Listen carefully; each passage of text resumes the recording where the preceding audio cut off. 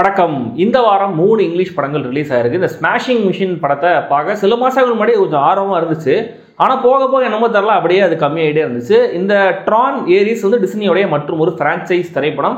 இதுக்கு முன்னாடி 2 பார்ட்ஸ் வந்திருக்கு. அந்த 2 பார்ட்ஸுமே நான் பார்த்தது கிடையாது. இது ஒரு ஸ்டாண்டலோன் சீக்வல் அப்படின்ற மாதிரி சொன்னதுனால சரி இது ஐமேக்ஸில் பார்க்கலாம் அப்படின்ற மாதிரி போய் பார்த்துட்டு வந்துட்டேன். சில கேரக்டர்ஸோடைய ரெஃபரன்ஸ் படத்தில் இருக்கு போல இருக்கு. பட் எனக்கு அது புரியல. இருந்தாலுமே இது ஒரு தனி படமா ஸ்டாண்டலோன் படமா அவங்க சொன்ன மாதிரியே புரியுது. பெரிய குழப்பம்லாம் இல்லை. படம் எப்படி இருந்துச்சு அப்படிங்கிறத சொல்கிறேன்.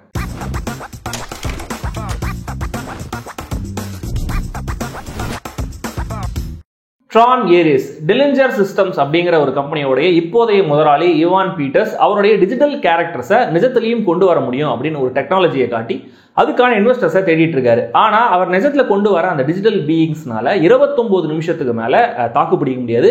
அப்படியே உடஞ்சி விழுந்துரும் அந்த பொம்மையெல்லாம். ஸோ பெர்மனன்ஸ் கோட் அப்படிங்கிற ஒரு விஷயத்த ஈவன் தேடிட்டு இருக்காரு. இவருக்கு போட்டி கம்பெனி ஒன்று இருக்கு, என்காம் அப்படிங்கிற கம்பெனி. அதோடைய தலைவி வந்து கிரேட்டா லீ. அவங்களும் வந்து இந்த பெர்மனன்ஸ் கோட தேடிட்டு இருக்காங்க. ஆக்சுவலா அவங்களுக்கு அதுல ஒரு பிரேக் த்ரூவும் கிடைக்குது. அது கிடைக்கும் போது என்ன ஆகுது, இவான் கிரியேட் பண்ண ஏரிஸ் அப்படிங்கிற டிஜிட்டல் பீயிங் திடீர்னு எம்பத்தட்டிக்கலா ஃபீல் பண்ண ஆரம்பிக்கும் போது என்ன ஆகுது, இதெல்லாம் தான் இந்த ட்ரான் ஏரிஸ்.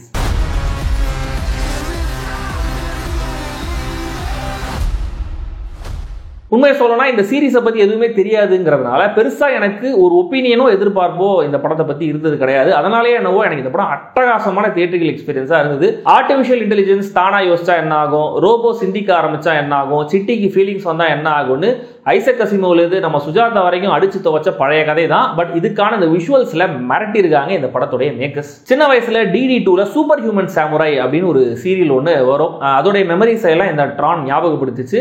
லாஜிக் இல்லா மேஜிக் அப்படின்னு சொல்ற மாதிரியான ஒரு இமேஜினேஷன். இப்போ நாம யூஸ் பண்ற இந்த சாட் ஜிபிடிக்கு ஒரு உலகம் இருந்தா என்ன ஆகும், அதுக்குன்னு ஒரு உருவம் இருந்தா என்ன ஆகுங்கிற மாதிரி ஒரு தாட் தான் இது. அதை செம்ம இன்ட்ரெஸ்டிங்கா கிரியேட்டிவா பிரசன்ட் பண்ணியிருக்காங்க. படம் ஆரம்பிச்ச கொஞ்ச நேரத்தில் ஒன்ஸ் அந்த கிரேட்டா லீ கேரக்டருக்கு கோடு கிடைச்சதுக்கு அப்புறம் ஒரு சேஸ் ஆரம்பிக்கும். அங்கேருந்து இன்னொரு சேஸ்னு படம் செம்ம பரபரப்பா நகர ஆரம்பிக்குது. ரொம்ப ரியலிஸ்டிக்கான பிரம்மாண்டமான வீடியோ கேமை பார்க்குற மாதிரி ஒரு ஃபீலை கொடுத்துருக்காங்க.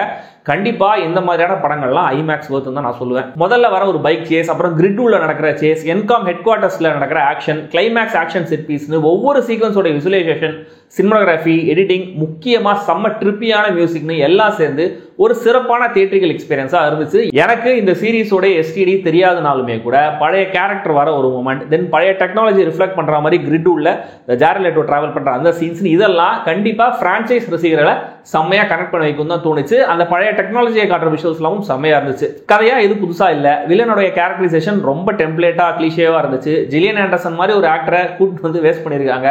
இதெல்லாம் சின்ன சின்ன சோர் பாயிண்ட்ஸா தான் எனக்கு தெரிஞ்சது. பட் எந்த விதத்திலையுமே படத்துடைய ஃபன் ஃபேக்டரை பாதிக்காத மாதிரி தான் இருந்தது. இன்ஃபேக்ட் இந்த 2 மணி நேரம் படம் எப்படி ஆரம்பிச்சு எப்படி முடிஞ்சதுனே தெரியாத அளவுக்கு ஸ்கிரீன் பிளே செம்ம பேசியா இருந்தது. பெரிய குறையா எனக்கு தெரிஞ்ச விஷயம் என்னன்னா, எமோஷனல் கனெக்ட் கொஞ்சம் இருந்திருக்கலாம்.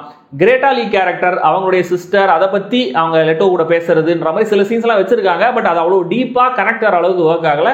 கேரக்டருடைய ட்ரெய்ட்ஸை வெளிப்படுத்துற மாதிரி மட்டுமே இருந்துச்சு. கேரிகேச்சர் வில்லனா ஈவான் பீட்டர்ஸ், அம்மாவா ஜில்லியன் ஆண்டர்சன், 2 பேருக்குமே சுமாரான கேரக்டர் ரைட்டிங், அதுக்கேற்ற டெம்ப்ளேட் நடிப்புன்னு வராங்க. ஜாரெட் லெட்டோ எமோஷன்ஸை காட்டக்கூடாத ரோபோவா இல்லை எல்லாம் தெரிஞ்சு ஆர்டிஃபிஷியல் இன்டெலிஜென்ஸ் கேரக்டராங்கிற குழப்பத்திலே நடிச்ச மாதிரி இருந்தது, ஆர் நடிக்காத மாதிரி இருந்தது.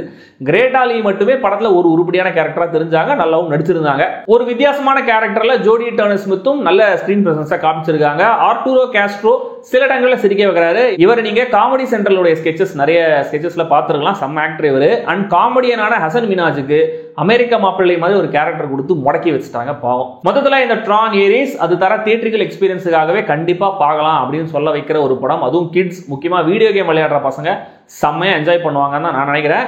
ட்ரை பண்ணுங்க, ஃபேமிலியாவே இந்த படத்தை பார்க்கலாம். நான் பார்த்தது ஐமேக்ஸ் 3D வெர்ஷன். 3D அவ்வளோ சிறப்பாக இல்லைனாலுமே கூட நீங்கள் பெரிய ஸ்க்ரீன்ஸில் பார்க்கணும்னா பெரிய ஸ்க்ரீன்ஸ் எல்லாமே 3Dல தான் ஓடுது. ஸோ வேற வழியில் படம் தமிழ்லேயே ரிலீஸ் ஆயிருக்கு.